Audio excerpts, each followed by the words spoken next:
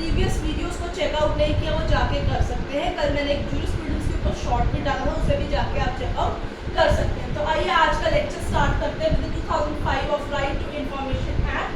तो right to information act जो है, अगर आप यूजीसी नेट की तैयारी कर रहे हैं या आगे चल के आप SJYN का जो एग्जीक्यूटिव ट्रेनिंग का पेपर है वो देने वाले हैं, या इसके अलावा आप LLM कर रहे हैं, बैचलर्स कर रहे हैं, या आपके कोई और कॉम्पिटिटिव लीगल कॉम्पिटिटिव एग्जाम आने वाले हैं, तो राइट टू इंफॉर्मेशन एक्ट जो है कि बहुत ही इंपॉर्टेंट एक्ट कंसिडर किया जाता है।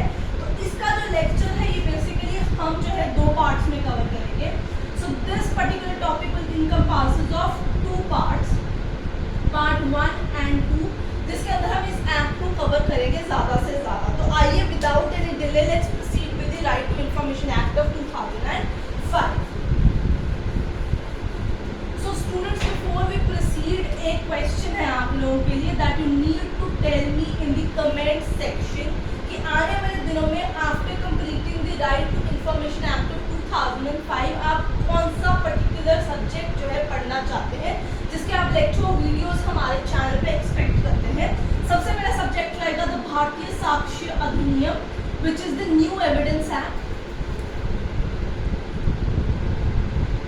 राइट स्टूडेंट्स, और सर्विस लॉ।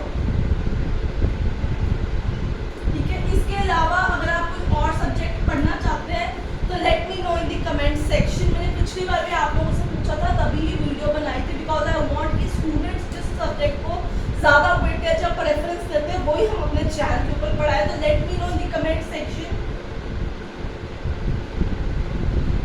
कि कौन सा अगला आप सब्जेक्ट पढ़ना चाहते हैं। ठीक है, तो भारतीय साक्ष्य अधिनियम और the service law, any other particular subject that you want to study after completing the right to information act. अगर आपको कोई और डाउट है तो आप वो भी कमेंट सेक्शन में मेंशन कर सकते हैं, और इसका आंसर मैं स्पेसिफिकली आप लोगों से एक्सपेक्ट करती हूँ कि आप डेफिनेटली दीजिए जो भी ये वीडियो चेकआउट कर रहा है, right. Okay, now right to information act of 2005. Now students, this right of information, right, so this right of information is a tool to make government accountable to public. So ये एक तरीके का औजार, एक हथियार है जिससे आप सरकार की जो इंस्ट्रूमेंटैलिटीज, जो एजेंसीज हैं, उनको लोगों को आप अकाउंटेबल जो है ठहरा सकते हो। आप जान सकते हो कि आपके प्रोजेक्ट्स जो है वो कितने कैसे चल रहे हैं, किस पॉइंट के ऊपर चल रहे हैं, इसमें कितना पैसा लोगों का लग चुका हुआ है, कितना लगना बाकी है, किस स्टेज पे प्रोजेक्ट जो है रन कर रहा है। सो RTI जो बेसिकली था, it is a human right.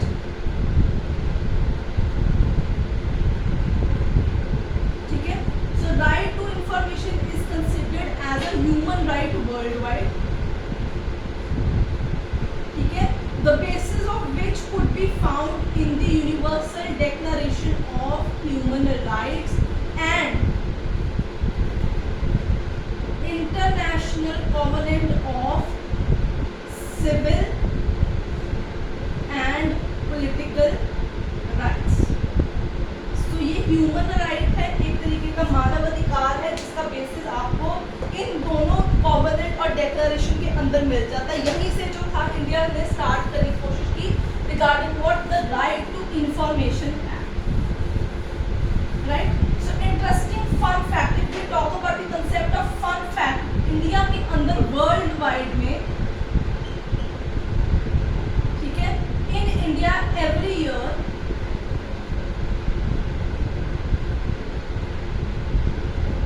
6 million से ज़्यादा RTI जो है वो फाइल की जाती है। This is a fun fact that has to be considered. और इसी के तर्ज के ऊपर सरकार को ये फेल्ट हुआ कि हमारे पास भी एक राइट टू इंफॉर्मेशन एक्ट होना चाहिए, जिससे लोग जो सरकार को अकाउंटेबल ठहरा सके और लोगों को पता चल सके कौन सा प्रोजेक्ट किस तरफ चल रहा है। इंडिया की अगर बात करें तो, अगर हम बात करें तो प्रीडेसर यानी 2005 से पहले भी एक एक्ट हमारे पास था जो इस एक्ट का प्रीडेसर कैलकुलेट होता है, that is freedom of information act of 2002. So what is the predecessor of RTI Act is Freedom of Information Act of 2002. इस एक्ट को रिपील करके ये एक्ट सरकार ने जो था बनाया था। ये चीज आपको याद रखनी होगी, हु इज द प्रोटेक्टर। इसी के साथ इंडिया के अंदर राइट टू इंफॉर्मेशन सिर्फ एक मानव अधिकार नहीं, एक आपका फंडामेंटल राइट भी है। ठीक है, ये भी बहुत इंपॉर्टेंट पॉइंट है कि आपको याद रखना होगा that RTI, right to information, is a fundamental right also, fundamental right.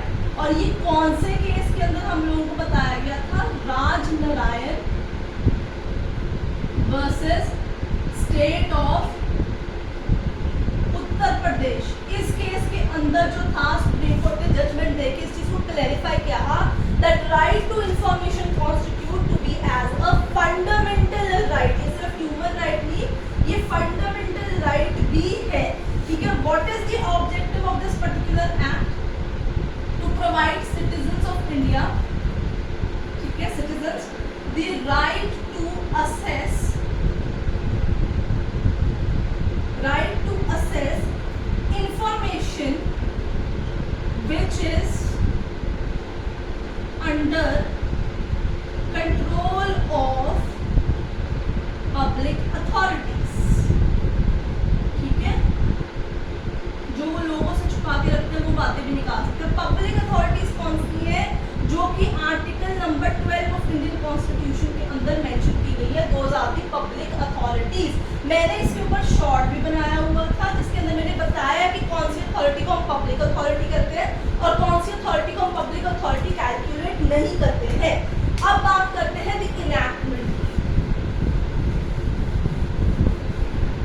सो जितनी भी इंफॉर्मेशन एक्सट्रैक्ट होती है, जितनी भी इंफॉर्मेशन गैदर्ड की जाती है by the citizens, information is gathered from public information officers or the assistant public information officers at tehsil level,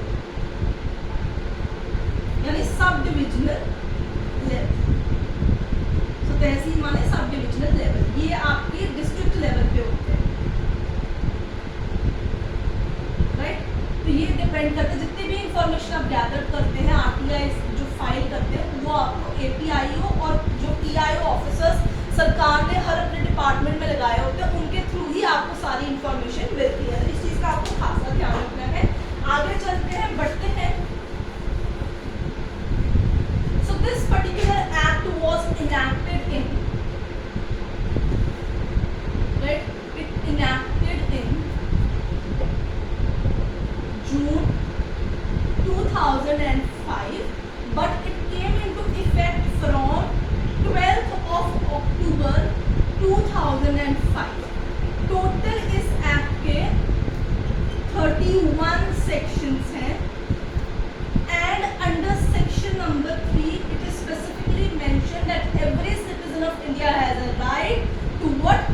Every kind of information which public authority is having. So all citizens should have a right to information.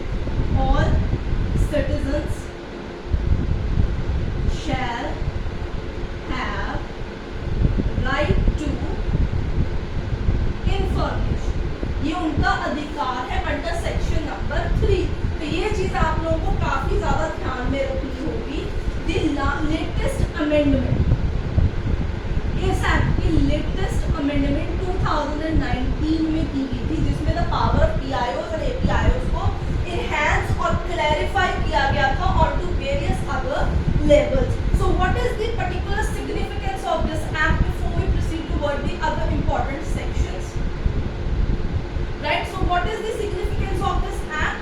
Number 1, empowerment of citizens. तो पहला तो यही इनका main motive है इस act को बनाने का कि सिटीजंस के हाथ में एक पावर दी जाए to make the government authorities, public authorities accountable.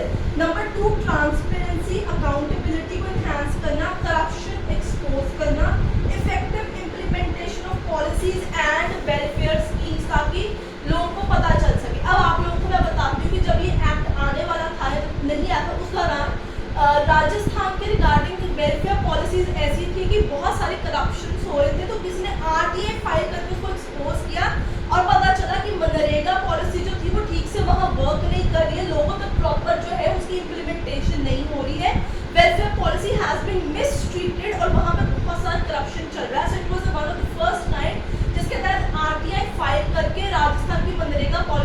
Speak भी किया गया था, तो ये चीज़ आपको खासी ध्यान यहाँ पे रखनी होगी।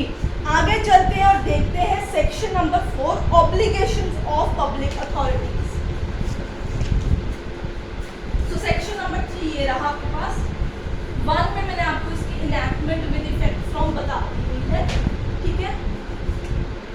सो it extends to whole of India except against state of Jammu and Kashmir, ठीक है। अब बात करेंगे सेक्शन नंबर 4। सेक्शन नंबर 2 में डेफिनेशन दी गई है। सो इफ यू वांट कि कौन सी इंपॉर्टेंट डेफिनेशन हमें कवर करनी है, वो भी आप कमेंट सेक्शन में लिख दीजिए, मैं आप लोगों को उसमें से बता दूंगी कि कौन से क्लॉज आपको कवर करने हैं regarding. So obligations of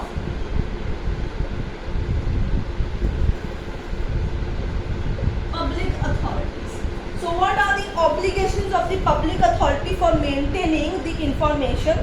So सबसे पहले जितनी भी इंफॉर्मेशन उन्हें अपने डिपार्टमेंट के रिगार्डिंग मेंटेन करनी है, that has to be maintained in a catalogued manner. हर इंडेक्स होना चाहिए, सारा डेटा कंप्यूटराइज होना चाहिए, अप टू डेट होना चाहिए, नंबर वाइज होना चाहिए, अल्फाबेटिकल ऑर्डर में होना चाहिए। और जितना भी इंफॉर्मेशन स्कीम, जो भी कोई नई स्कीम लागू होती है, कोई नई इंफॉर्मेशन, कोई नई अपडेशन होती है, so with in 120 days from enactment of this act और एनी अदर अमेंडमेंट, हमेशा ही उनको हम अप टू डेट से रखना होगा। हर स्कीम के 120 दिन के अंदर अंदर ही उन्हें हर इंफॉर्मेशन अपनी वेबसाइट के ऊपर जो है ये रखनी होगी। ये चीज़ आपको खासी ध्यान में रखनी होगी। आगे चलेंगे designation of PIO section number 5।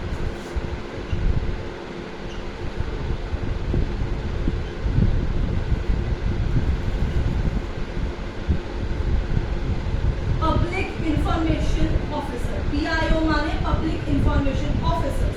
सो इस एक्ट के 100 डेज के अंदर, with in the enactment of this act, 100 दिनों के अंदर अंदर, यानी 12 अक्टूबर 2005 से उस दिन के 100 डेज के अंदर अंदर, it was the responsibility of the government, अगर वो सेंट्रल गवर्नमेंट के नीचे है पब्लिक अथॉरिटी, अगर वो स्टेट गवर्नमेंट के नीचे पब्लिक अथॉरिटी है, तो उन्हें एक डेजिग्नेटेड PIO या असिस्टेंट PIO जो है वो अपॉइंट करना होगा। असिस्टेंट पब्लिक इंफॉर्मेशन ऑफिसर हमेशा सब डिविजनल लेवल पे ही अपॉइंट होता है। सो स्टूडेंट्स, आज तो हमने सेक्शन 5 तक अपनी पार्ट 1 के अंदर कवर कर दिया है।